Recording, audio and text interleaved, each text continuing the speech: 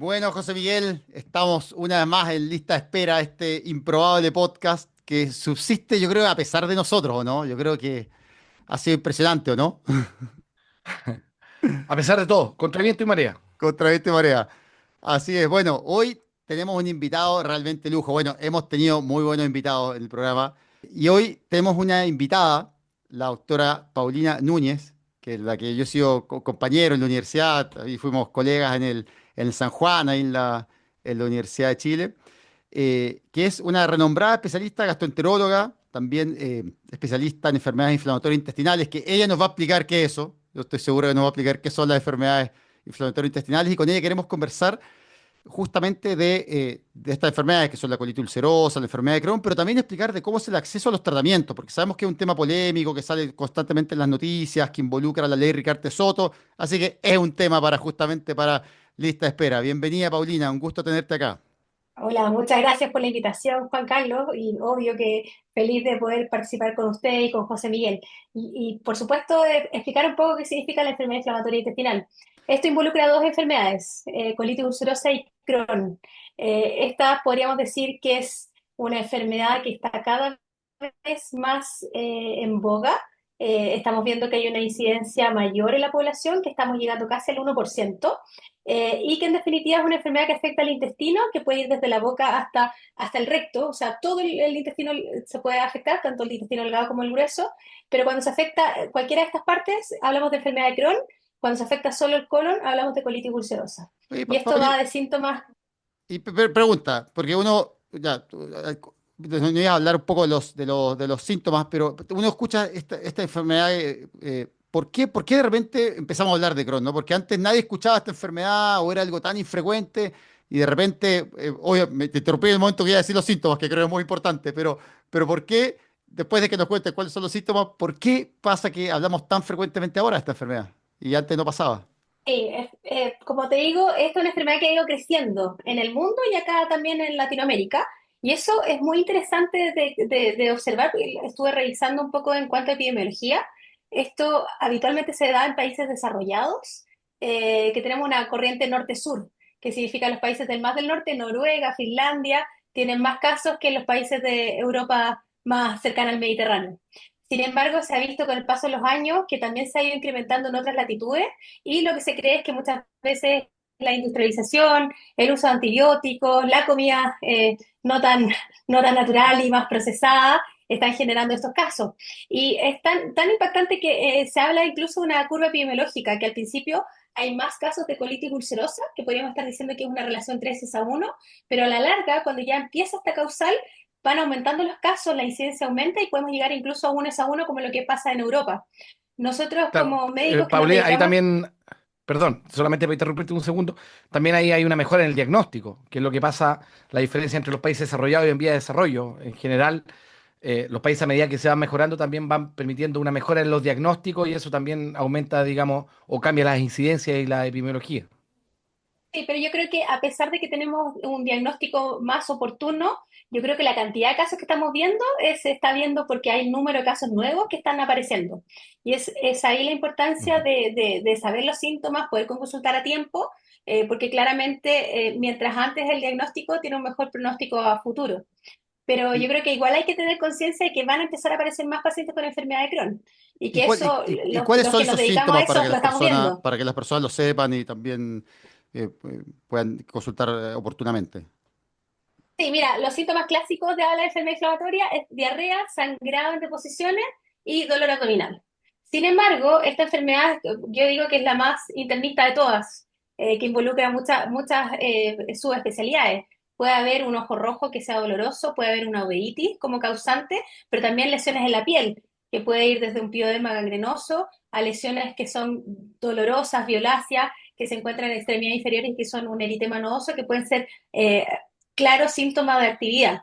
Pero lo que es más importante saber es que produce fatiga, produce cansancio, puede haber anemia y un dolor que no cede. Y hay algunos casos que incluso pueden llegar a tener constipación, o sea que es totalmente distinto a lo que pudiésemos creer. Entonces es un espectro bastante amplio, pero yo diría que es un cambio en el tránsito intestinal asociado a dolor abdominal y que se asocia a alguna otra sintomatología, es mejor consultar. Perfecto. Oye, Paulina, y bueno, un tema que nos convoca acá es que yo sé que esta es una enfermedad que, bueno, produce, aparte de dolor, digamos, dolor físico, produce dolor en el bolsillo, ¿no? Es una enfermedad que es bastante costosa por muchos aspectos, a veces puede involucrar cirugías, puede involucrar algunos medicamentos que son bastante caros. ¿Cuáles son las oportunidades de tratamiento que tienen estas personas hoy en día en Chile? Porque a mí me diagnostican hoy enfermedad de Crohn. ¿Qué es lo que tengo que hacer si estoy en el sector público? ¿Qué es lo que tengo que hacer en el sector privado? ¿Qué es lo que puedo esperar del tratamiento que voy a recibir? Bueno, efectivamente es un asalto al bolsillo. Todo lo que significa el tratamiento, porque son tratamientos caros, de partida el tratamiento de base, que podemos decir en colitis ulcerosa, puede ser la mesalazina, que es un medicamento que va a generar una cura a nivel de solamente del colon, ya estamos hablando entre 100 150.000 pesos. Si agregamos vía oral, pastilla y comprimido, y que dejamos supositorio, son el doble del precio que estamos hablando. Sin embargo, se va asociando al diagnóstico, a hacer estudio con colonoscopía, que ahí depende del sistema de salud, obviamente, que tengamos, el costo que tiene que ver con biopsia, el seguimiento que vamos a tener que ver, si es que necesita, por ejemplo, si hay compromiso del intestino delgado, vamos a pedir un estudio de imágenes. Entonces, todo eso va incrementando los costos de forma importante. Obviamente, en algunos casos más severos, vamos a tener que partir Mm. ya con inmunosupresores. Eso también va sumando costos y por suerte nosotros contamos con protección bajo la ley Ricarte Soto en aquellos casos severos o que tienen un Crohn que tiene un compromiso perianal, significa secreciones a nivel de la región anal con abscesos, con una complicación que no es menor. Ellos tienen cobertura por la ley Ricarte Soto y involucra terapias que son terapias biológicas, que son de alto costo, pero gracias a esta ley de Estado los protege. Y Sin embargo, Paulina, hay que pero pregunta, por considerar. ejemplo, ¿Mm? el medicamento más básico, por ejemplo, la mesalacina. Hoy en día eso está en los hospitales en general, es el En, acceso en general, amplio. los comprimidos a vía oral están en los hospitales, pero depende también del hospital si tiene posibilidad de usar tópicos, que son los supositorios. O sea, depende Ya. mucho si hay un Ah. médico que está a cargo de estos pacientes que pueda solicitar estos medicamentos. Ahí Y pensar en La solamente los ISAPRE del sector supositorios, privado no está disponible, o sea, lo tiene que comprar, lo paga de bolsillo no, el paciente. Ya. exactamente, Sí, totalmente. Paulina, sigue ocurriendo a mí me pasó, he tenido un par de pacientes, digamos, en la consulta que comentaban mucho que compraban la mesalacina en Argentina, que era mucho más barata que en Chile. Sigue pasando ese efecto, ¿no? Sí, de hecho la compran hasta en España, que es 3 veces más barata que acá en Chile. Mm. Es ahí Sí, el problema. sí. No sé si sabía eso, Juan Carlos, pero la mesalacina es uno de los ejemplos que no tengo idea por qué. Así que si alguien nos está escuchando, digamos, después puede comentar para que nos explique por qué, pero la mesalacina es uno de los ejemplos Sí.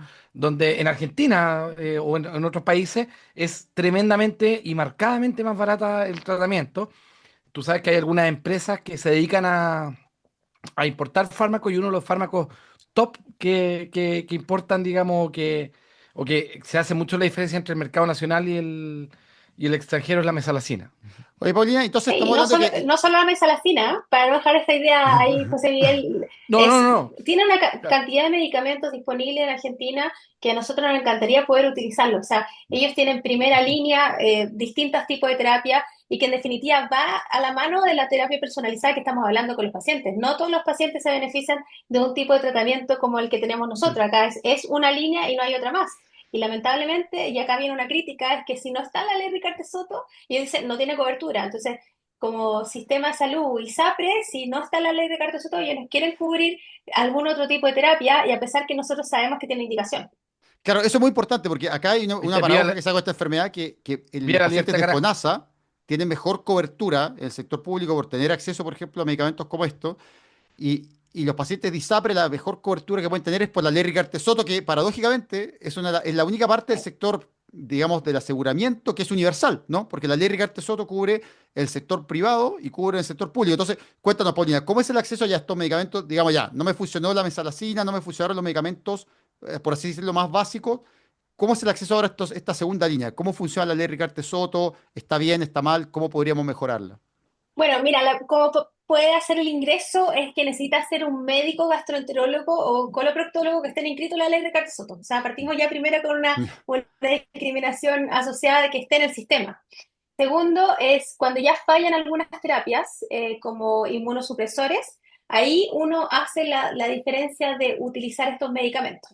El punto a considerar acá es que tenemos criterios de ingreso. Eso significa que no todos los pacientes van a ingresar a la ley Ricardo-Soto.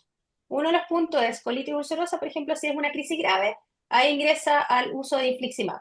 Pero no todos los pacientes con colitis ulcerosa pueden ingresar a este medicamento, sino que dependiendo que no funciona el inmunosupresor, que sería la idea de la satropina, ahí pueden ingresar o adalimumab o golimumab.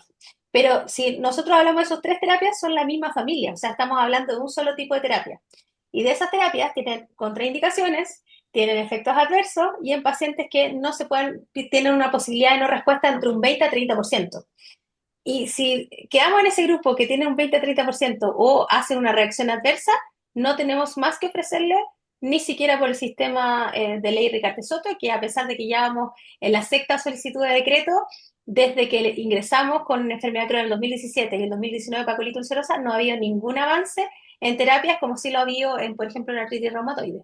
Yo sé que Y que ahí nosotros podemos decir, tú eres presidente, bueno, de la Arteco, que es una sociedad que en el fondo, digamos, que agrupa a todas las personas que están relacionadas con el mundo de la enfermedad inflamatoria intestinal. Ustedes han promovido algunos cambios en esto. Cuéntanos un poco, ¿qué es lo que ustedes proponen como para, porque uno dice, bueno, efectivamente pareciera ser que acá hay pacientes que no tienen acceso a ciertos medicamentos que serían relevantes para que queden con menos secuelas de su enfermedad, que mejoren su calidad de vida y ¿cuáles serían los cambios por los que abogan ustedes? mira, ahora hay 3.700 pacientes en terapia biológica, ¿ya? Si esto lo extrapolamos, son más de aproximadamente entre 15.000 a 18.000 pacientes que viven con enfermedad inflamatoria. El punto es que es un porcentaje bajo, estamos hablando de un 10 a 20% de los pacientes que van a requerir terapia biológica, pero ese porcentaje bajo, un porcentaje no va a funcionar nunca la terapia o algunos van a ir perdiendo la respuesta. Y en ese setting es que nosotros consideramos que tenemos que considerar nuevas terapias que son otras líneas moleculares, que son terapias biológicas que van dirigidas a ciertas citoquinas específicas, a un tratamiento mucho más específico, pero a la larga, cuando nosotros no funciona la terapia biológica, tenemos que optimizar lo que hay. Y hay veces que tenemos que usar hasta 4 veces la dosis que se necesita para ese paciente para tratar de estabilizarlo en un punto. Y esto es considerar que esto es súper invalidante, no es como, ya, bueno, tengo una diarrea aguda. Estos son 15, 20 veces idas al baño, no dormir en toda la noche porque estás con diarrea, sangrado permanente, anemia, fatigabilidad. O sea, son un montón de síntomas que uno en verdad no pensaría que pudiesen existir y seguir, a pesar de que no Mm. dejan de comer para no ir al baño, esto es sumamente invalidante. Pueden llegar a bajar 20, 30 kilos de peso sin ningún problema. Entonces, y como es gente joven, se puede ver bien por fuera, pero por dentro, un colon que está comprometido así severamente con úlceras profundas, o sea, realmente es un desastre, por decirlo de alguna forma, la calidad de vida como se echa a perder. El punto es que en ese preciso momento de hablar de optimizaciones, que estamos veces usando mucha más dosis, que el costo por paciente es mucho mayor, si lo comparamos con estas terapias que pueden ser usadas cada 8 semanas, no es un costo mayor para el Estado. Entonces, yo creo que es cómo podemos demostrar que estas terapias no van a ser un costo mayor, porque ahora estamos asumiendo que esto es una ley universal, incluye a privados, incluye a Capredena, incluye a pacientes del sistema público. O sea, esto le da una cobertura mayor, pero sí nos quedamos fuera de algunas posibilidades en aquellos pacientes que no responden. O sea, ¿ustedes qué Y es proponen? Porque ahí yo sé, como, porque a ver, para entender, la ley Ricardo Soto funciona, hay una comisión en el fondo y hay un decreto que se renueva cada 3 años, si no me equivoco, ¿no? Y hay una lista de enfermedades que está incluida, que tienen esta cobertura catastrófica, que está, bueno, hay alimentación enteral, están ciertas enfermedades que requieren también anticuerpos monoclonales, reumatológica. claro, eh, reumatológicas, y está la colitis ulcerosa y el eh, Crohn. el Crohn. Entonces, ¿qué es lo que ustedes proponen en concreto? ¿Que se cambie, que se incorporen otros medicamentos? ¿Que se modifique el decreto? ¿Cuál es la vía que ustedes están proponiendo para que se amplíe este acceso? O sea, nosotros hemos conversado con las autoridades, específicamente Ley Recarte Soto, y sabemos que con el nuevo decreto estamos fuera netamente porque ya el decreto dice, solo se incluirán nuevas patologías. Entonces Ya. ya con eso quedamos fuera. O sea, por El ley no se punto es, pueden, o sea, por ley no podríamos. no se pueden cambiar los medicamentos, ¿eso me estás diciendo? No O entiendo. sea, no podemos entrar a una nueva evaluación porque los medicamentos estos se mantienen y esos se mantienen para todos los pacientes. El punto es que tenemos pacientes que no están funcionando para estos medicamentos y es ahí donde nosotros velamos con que si tenemos terapias más efectivas en aquellos que han fallado, o sea, no estamos pidiendo que sea un acceso universal a los pacientes con enfermedad inflamatoria, sino que aquellos que han fallado tener opciones de terapéuticas distintas. Y en eso ¿Y hemos esto depende del demostrado. MinSal o algo tendría que ser por vía legislativa en el fondo? O sea, depende específicamente del MinSal, pero también estamos hablando con la vía legislativa para que nos pueda ayudar a demostrar que esto efectivamente es posible sin generar un costo mayor. ¿Por qué? Porque obviamente como política pública y involucra a mucha gente, no queremos tener costos extras. Y la última evaluación salió que había solamente una posibilidad de terapias que pudiese ser costo efectiva. Sin embargo, hay una cosa que hay que considerar. Cuando existen más elementos o fármacos que están con posibilidad de ser utilizados, los precios de los fármacos bajan. Y eso se ha visto, por ejemplo, en el caso de adalimumab, al haber bioequivalente, que significa como un mecanismo molecular similar, pero que de menor precio, o sea, no es del laboratorio inicial que hizo toda la investigación, van bajando los precios. Acá en la ley de Cartes-Soto ya vamos en el quinto biosimilar y de los precios que costaba cada inyección de 200.000 pesos, que era al inicio, ahora estamos a 29.000 pesos. O sea, claramente, al haber competencia, bajan los precios. Por otro lado, en colita ulcerosa, el Pregunta, medicamento, ¿tú crees que la ley Ricarte Soto incentivó, o sea, al fondo que bajaran estos precios, producto de que se compraban más fármacos?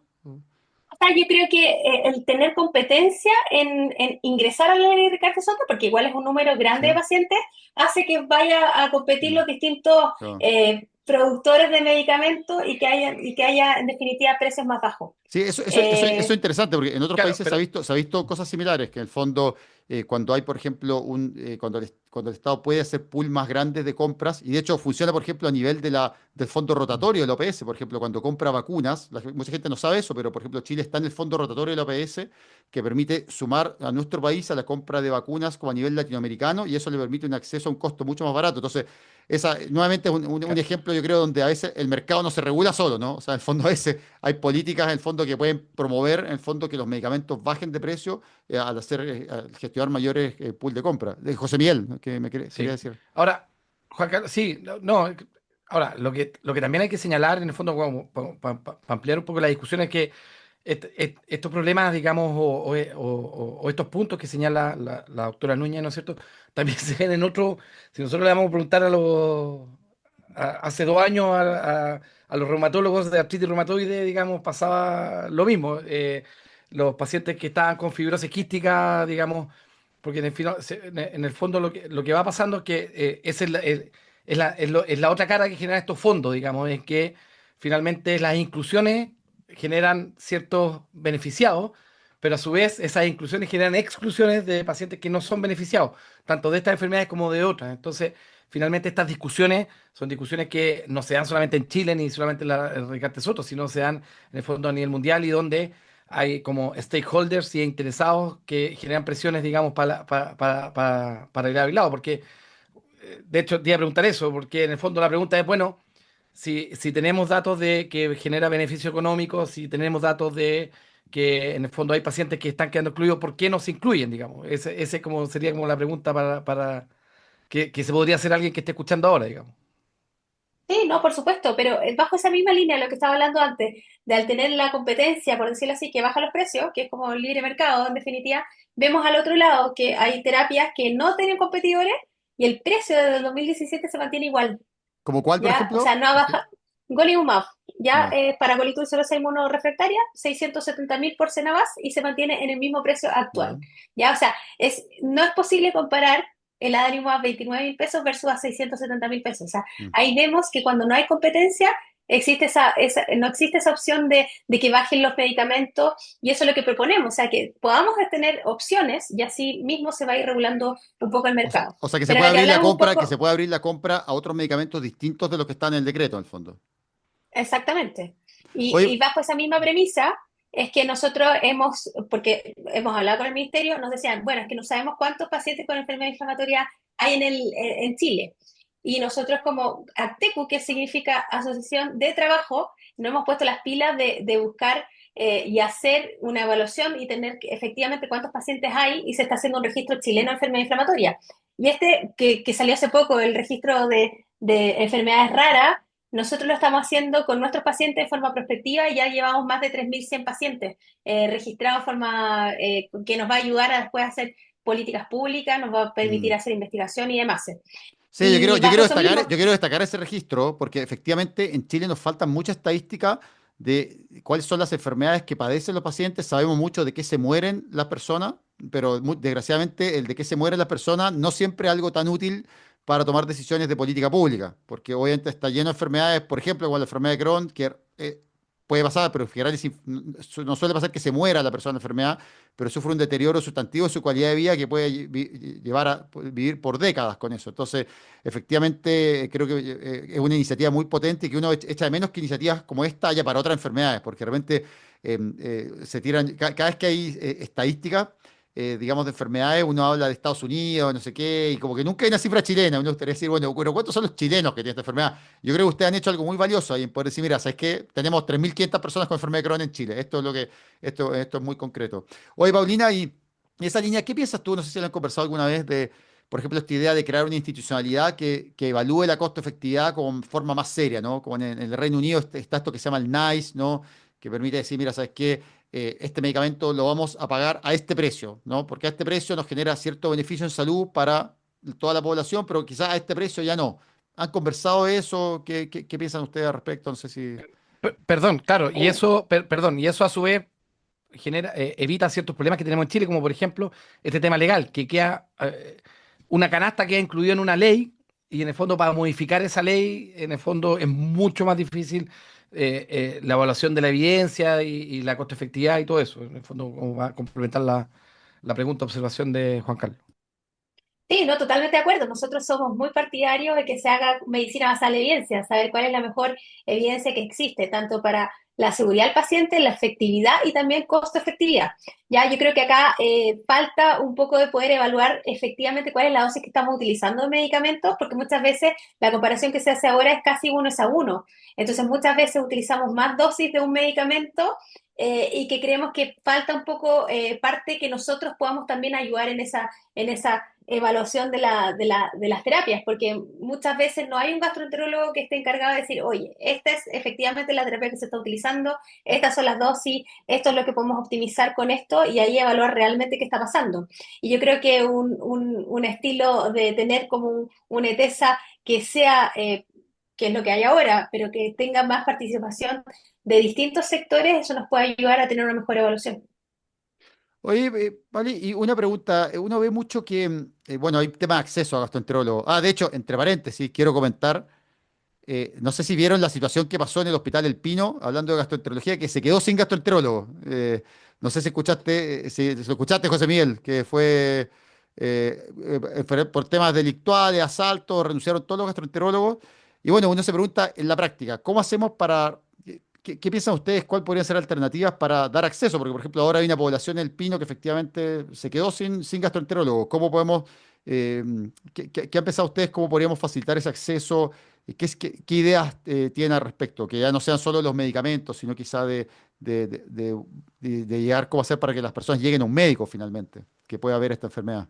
Sí, mira, es una cosa que pasa no solamente en San Bernardo, pasa en Iquique, donde no hay muchos gastroenterólogos, en el norte como Arica no hay nadie que se dedique a enfermedad inflamatoria, ahora se está llegando, una posbecada está recién asimilando los pacientes, o sea, tenemos un compromiso regional bastante importante. Y que hemos hecho un poco, por ejemplo, yo trabajo en el sistema público, trabajo en el San Juan de Dios, y Aguante llevo San Juan, mucho aguante tiempo San Juan. trabajando ahí, exactamente. Y lo que hemos hecho es que como centro terciario hemos logrado hacer cursos y capacitaciones y así que los médicos que están en atención primaria o en secundaria sean capaces de pesquisar los casos que puedan ser y nosotros rescatarlos rápidamente como una evaluación de interconsulta. Y eso nos ha resultado bastante rápido en poder pesquisar a tiempo estos pacientes y lo antes posible, porque no ha pasado que llegan pacientes más de un año de diarrea con anemia severa y que llegan al hospital por una trombosis cerebral. O sea, eso no puede pasar. Y Mm. eso es una de las cosas que tenemos que demostrar, que no podemos tener complicaciones para llegar al diagnóstico. Oye, el hospital digital, esta idea de Emilio Santelice, que no podemos hablar, no, Emilio seguro no está escuchando ahí, así que, ¿qué te parece? ¿Podrías ayudar a resolver algunos de estos temas?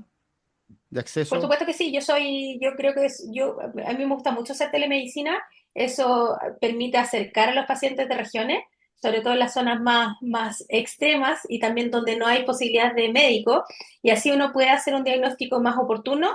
Sí, puede ser hospital digital y que lo hemos pensado, también es cómo centralizar la colonoscopía, porque muchas Mm. veces puede ser un médico que hace una colonoscopía pero no sabe bien diferenciar en una colitis ulcerosa o una enfermedad de Crohn, hacerlo en forma digital y tener grabación, hacer como una lectura centralizada, eso también nos permitiría hacer un mejor diagnóstico. Bueno, Y yo creo que ahora hay eso es lo que tenemos que colonoscopios avanzar. con inteligencia artificial. Yo creo que eso igual Sí. va a ser va a cambiar mucho las cosas. De hecho, hay varios Sí, hospitales tremendos pueblos. que ya tienen algunos de Sí. estos colonoscopios. Pregunta ahí, ¿cómo ves? Porque Sí, esa es la perdón, lista. perdón, Juan Sí, Carlos, solamente sí, sí, solamente adelante. para el tema anterior. Claro, efectivamente, yo creo que igual, un poco también para la gente que nos escucha, no es que la gente del Pino se vaya a quedar sin gastroenterólogo y no vaya a acceder a un gastroenterólogo nunca. Nuestro país tiene mucha experiencia en trabajo en redes y en general los servicios de salud generan derivaciones internas con muchas dificultades, con demora, con todo lo que tú queráis, pero efectivamente, tal como dice la doctora Núñez, se generan sistemas de derivación internos, que efectivamente ojalá que el doctor el Pino tenga un gastroenterólogo nuevo, pero la red de servicios de salud suroriente, digamos, tendrá que generar sistemas de derivación internos, externos en el fondo, para que esa gente tenga el acceso que requiere. En realidad, nuestro país tiene una extensa historia en el sistema de salud de generación de redes públicas y privadas, en el fondo para poder darle respuesta a la población. Era para que no quedara en el tintero eso. No, por Sí, no, y supuesto. es sumamente importante decirlo, porque en definitiva así han salido otros hospitales. A nosotros nos contaron la historia de San Juan, cómo formó Temuco y cómo tenemos esta relación hasta el día de hoy. Entonces, en definitiva, si hay necesidades, nosotros también estamos abiertos a poder ayudar y recibir a aquellos que tengan ya el diagnóstico confirmado o que necesiten los medicamentos para poder acceder a ellos. Oye, Paulina, y un tema Sí. que hablamos el otro día con la doctora Bedregal, nos habló de esta lista de espera oculta, y que de hecho justamente la lista de espera oculta, porque uno muchas veces habla de cirugías de pacientes, pero está lista para procedimientos, y dentro de ello está la colonoscopía. ¿Cómo ves tú esa lista de espera? Si tuvieras que decir, no sé, dar una cifra, eh, eh, ¿qué tan severa crees que es esa lista de espera? ¿Y qué piensas o de qué forma podríamos resolverla esa lista de espera?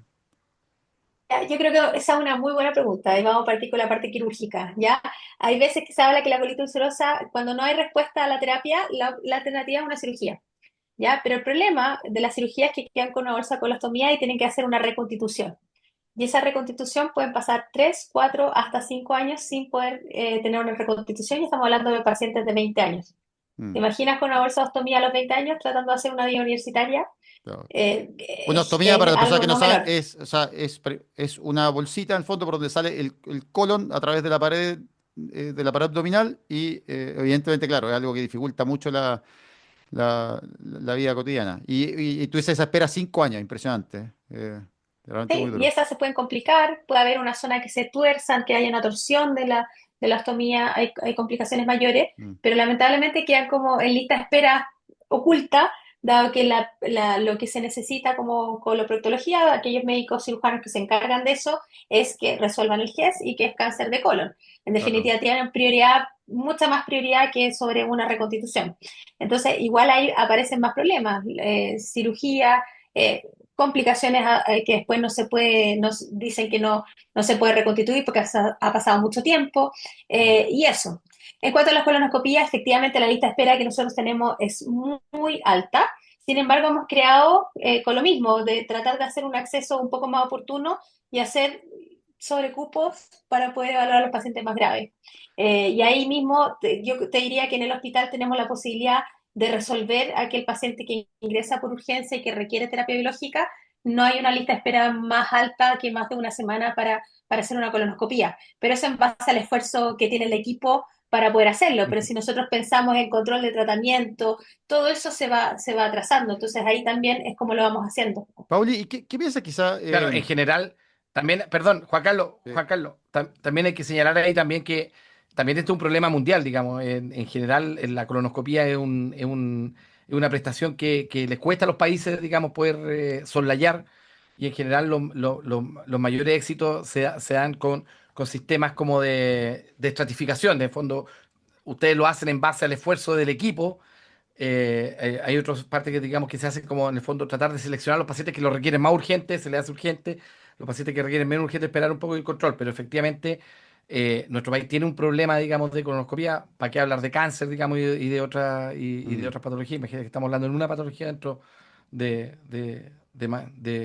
un universo más grande, digamos. Oye, Pauli, ¿cómo ven el tema? Juan Porque Carlos. yo siempre he pensado esto, que de repente uno dice, mira, en hígado está el trasplante y no hay, no sé, 20 centros de trasplante, ¿no? Hay tres, no sé, está el Sótero, está el J, Salvador. etcétera. ¿Cómo? El Salvador. El Salvador Entonces, también. claro, entonces uno dice, una enfermedad como esta, que es cada día más compleja, ¿no? Que requiere coloproctólogos, que requiere, no sé, nutriólogos, que requiere una serie de especialistas. ¿No sería ahora que quizá el país tuviera, no sé, un par de hospitales que concentraran quizá una mayor capacidad resolutiva en esto? Porque de repente siento que es utópico lo que pretendemos, ¿no? Que enfermedades cada día más complejas tengan como gran cantidad de especialistas en todas las regiones. Uno dice, en verdad, quizá no es realista, quizá es hora de que entendamos que quizá, no sé, la enfermedad de Crohn es quizá como un trasplante hepático en cierta forma, ¿no? Es una cosa cada día más compleja que quizá la podríamos focalizar, no sé, en ciertos hospitales regionales, concentrar especialistas, porque también los especialistas muchas veces lo que quieren no es solo los recursos, sino también el clima académico, poder investigar, poder hacer publicaciones, todas esas cosas van generando incentivos que también son no monetarios y que permiten que las personas se motiven por quedarse en el sector. ¿Cómo ves una idea de ese estilo? O claramente, o sea, uno quedarse en el hospital tiene más allá de algo monetario, sino que generar equipos de trabajo, generar lo que hablamos de investigación clínica y también poder apoyar a los pacientes eventualmente con algún tipo de trabajo que tenga un medicamento que va a ser seguro para ellos, porque muchas veces sabemos la dificultad que significa tener nuevas terapias y eso es un camino alternativo. El punto ahí yo creo que es un buen punto, es decir, tener dónde van a estar los especialistas en enfermedad inflamatoria, pero que contemos con todo. Por ejemplo, en mi hospital hemos logrado tener calprotectina fecal, que es un marcador de inflamación, que eso nos permite hacer menos colonoscopía. Hemos también podido tener cuantiferón de la tuberculosis, que es un marcador de tuberculosis para decir que este paciente puede recibir las terapias, que antes lo tenía que mandar al sistema privado, eso era un costo mayor, y que por cada paciente era un costo asociado. Ahora al tener la forma de medirlo en el hospital ha bajado los costos claramente. Pero tener un grupo de trabajo, tener nutricionista, tener un cirujano que esté adecuado en hacer los procedimientos y que podamos resolverlo, claramente va a ser un beneficio para toda la población. Y hacer un grupo de derivación también es, obviamente, lo hace más efectivo el trabajo. Perdón, pero Sí, sí, solamente adelante. sobre el punto, porque ese tema es súper interesante porque ahí colisionan dos intereses. Hoy en tú ponías el ejemplo del trasplante hepático. Hoy en día en Chile hay como 6 o 7 centros que están haciendo trasplante hepático, público y privado, digamos, y tú dices, el N en Chile, para los cirujanos que hacen trasplante hepático, ¿da para tener 6 o 7 centros? La respuesta por N, si es solamente por N, tú dirías, no, sabes que en realidad deberíamos tener en Chile por el número de trasplantes hepáticos que hacemos, o cualquier otro trasplante, deberíamos tener uno, dos, tres centros con suerte, para en el fondo tú poder generar la mayor cantidad de expertise, de equipo expertise, para que la curva en el fondo mejore. Pero el interés el otro interés que choca es justamente cuál es el derecho que tiene la gente, no sé, porque vive en Arica, de poder Mm, acceder versus la gente que vive en Santiago. Entonces, ahí hay dos derechos que chocan. Uno que tiene que ver con generar centros de expertise y dos, en el fondo, para poder abrir la prestación. Lo mismo podría pasar aquí en enfermedad inflamatoria, que decimos, con 3.000, 4.000 pacientes, digamos, uno podría pensar, decir, ¿sabes que hagamos el centro más experto de enfermedad inflamatoria del mm, país para poder, en el fondo, atender estos casos complejos? Pero chocáis con mm, con la otra sí, realidad, que cuál es el derecho, en el fondo, territorial de poder acceder a la prestación. Esas mm, son como, es una discusión que es súper interesante, que se da en mm. y se dan en otras también discusiones. Ahora, ojo, Sí, ojo, José, pero que en todo caso no hay 7 centros de trasplante hepático. Yo creo que hay 7 de trasplante renal, pero de hepático yo creo que son 3, Pablo. Yo sé si me equivoco, pero no creo que hay más de 3 en el país, ¿no? O sea, No, o está. sea, no, me Sí. digo de trasplante en general, pero ponle tú, no sé, Sí, no, se no, abrió pero un entiendo, trasplante entiendo el renal, punto, entiendo el punto, pero para que se no abrió un quede la trasplante idea que renal hay. en Concepción, se abrió un trasplante renal en Temuco, Sí, ¿cachai? sí, sí, sí, obvio. No, pero ahí en un Trasplante punto, hepático José tenemos, Miguel, está el Sóter, claro, está el Sóter El Salvador, sí, está Las Condes, el Hospital Clínico La digamos, Chile claro, y el la J. el Alemana. o sea, ya tenéis 4 centros, Sí, ¿cachai? Sí, sí. sí. De hepático. ¿Para cuántos trasplantes se hacen al año Hoy creo que se en hacen Chile? como De 250 hepático. por ahí, creo, por ahí. Tendría que Claro, chequear la entonces cifra, por pero eso algo digo así. que es una discusión.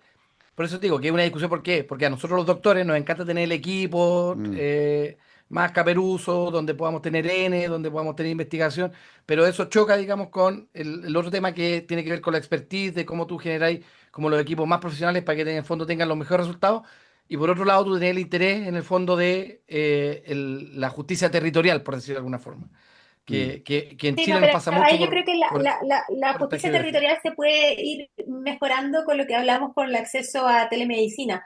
Yo creo que es una muy buena Por herramienta. ejemplo, Yo lo ocupo en los dos centros que trabajo, tanto privado como público. Yo tengo la suerte de contar un equipo así con enfermera, como bien adecuado al manejo de la enfermedad inflamatoria. O sea, yo para mí, Mm. digo, de verdad, es un lujo poder trabajar en los dos lugares que trabajo. Sin embargo, yo creo que la telemedicina es una muy buena herramienta, disminuye los costos porque ya solo al viajar, al tener que costear dónde se quedan para poder venir a Santiago, ya disminuimos todos esos costos asociados. Mm. Pero sí, en el caso de que haya una complicación mayor, ahí sí o sí hay que pensar en el traslado, hay que pensar en una evaluación y hacer una colonoscopía. Pero en el caso que estuviéramos pensando, si tuviéramos lectura central de la colonoscopía, que es un médico acá de Santiago que se encarga de enfermedad inflamatoria puede analizar y decir, oye, ¿sabes qué? Esto hay que darle prioridad, tiene que partir la terapia luego, eso puede ayudar a salvar varias vías. Y Bueno, en definitiva, y esto ojo que, existe, ¿ah? sí. No, En la ojo, médica el yo quiero salvado decir, se hace. no, yo quiero decir una cosa, también la gente se olvida que una de las cosas más antiguas que se hace en el país es la trombolisis, es decir, el tratamiento del infarto por telemedicina. Es decir, una persona en un consultorio, en urgencia, un médico se toma un electrocardiograma, ese electrocardiograma es informado por un cardiólogo que indica si ese paciente requiere o no trombolisis, o sea, que requiere un tratamiento específico para el infarto. Entonces, lo que quiero decir es que ya lo hacemos para muchas cosas bastante complejas, ¿no? O sea, trombolizar, darle un tratamiento agudo a alguien que tiene un infarto no es una cosa menor, ¿no? Entonces uno dice, esto es algo que lo podemos expandir a otras cosas sin duda. Oye, José Miguel, a ver, tuvimos buena conversa, ¿ah? Hablamos de todo. No sé si nos queda algo en el tintero, algo que te quieras decir, alguna papita, siempre tiras alguna de lo no, que se no, no, viene. nada. Primero agradecer a la doctora Núñez. Agradecer a la doctora Núñez nos saca un tema que es mucho más clínico. Nosotros nos dedicamos acá a conversar cuestiones más de escritorio. Pero así que muy agradecido. Este es un tema grande porque generalmente enfermedades raras o enfermedades poco frecuentes tienen que ver mucho con el tema de gasto, ¿no es cierto?, de bolsillo de los pacientes, tiene que ver con políticas de fármacos, tiene que ver con la presión de la industria también que intenta, ¿no es cierto?, meter fármacos nuevos, tiene que ver con esta justicia territorial que hablábamos versus Mm. generar expertise. Así que la verdad que es un tremendo tema, muy, muy agradecido de su presencia aquí, doctora. No sé, Muchas Pauli, si gracias. algunas Y palabras, decir que sí, a mí me encantaría decir que además acá vemos a un grupo muy cohesionado de pacientes. Yo creo que acá la importancia es de demostrar que esta es una enfermedad que es real, ya ha salido la ley, no puedo esperar, que fue parte de los pacientes, que mm, fue sumamente importante decir, tengo urgencia, no alcanzo a llegar al baño y tengo esta posibilidad con mi carnet de identidad o con mi carnet que demuestra que tengo la enfermedad, que poder acceder a un baño sin problema. Sin embargo, hay que saber que estos pacientes también se han movilizado y que generan y que necesitan mm. un espacio, saber que necesitan unas nuevas terapias. Y yo creo que ahí la organización que hay entre pacientes y médicos es algo que hay que resaltar porque estamos luchando por una cosa que creemos que es justa, que no va a ser un gasto mayor y lo vuelvo a existir. Yo creo que ahí es como demostramos y estamos haciendo estudios para demostrar esta costo efectividad que tanto se habla y con números reales, o sea, estamos hablando pacientes del hospital, cuál es el costo que hay, cuánto es lo que podemos disminuir los costos en cuanto a licencia, en cuanto a hospitalizaciones y al servicio de urgencia. Así que ahí seguiremos trabajando para que esto pueda ser una realidad para los pacientes. Perfecto. Oye, José Miguel, yo sí quiero, para terminar, quiero recomendar un libro, miren, va a ser un poco, eh, lo está, Enrique Correa. Enrique Correa, una biografía. Oigan, de verdad se lee como un thriller. Es el libro de los autores André Insunza, Javier Ortega. ¿Y por qué lo recomiendo acá? Porque especialmente hace un relato, bueno, de la historia de esta persona que está, digamos, ligada a toda la historia política de Chile, pero además habla del tema del lobby en salud, que lo encuentro impresionante, cuando habla del capítulo específicamente de la ley de tabaco. Recordemos que el tabaco mata a 55 chilenos todos los días. La política más efectiva para reducir el tabaquismo son los impuestos. Y bueno, y acá nos habla del lobby que se llevó a cabo para simplemente frenar, digamos, esa medida de salud pública y es bastante impresionante. El libro es realmente durísimo en eso, así que creo que a cualquier persona Está, interesada en las políticas públicas le va a interesar. está bueno una nueva sección, ¿ah? Una Eh, recomendación, una recomendación literaria, sección una nueva literaria. sección. Sí. Así que eso. Eso. Bueno, doctora, un abrazo. Un abrazo, José Miguel. Nos vemos en otro capítulo de Lista de Espera. Y no Nos se vemos. olviden, si les Chao, chao. gustó, denos like, un podcast pobre y honrado, que vive de sus likes y de sus comentarios. Muchas Chao, gracias, muchas Paulina. gracias. Chao, chao. Chao, chao.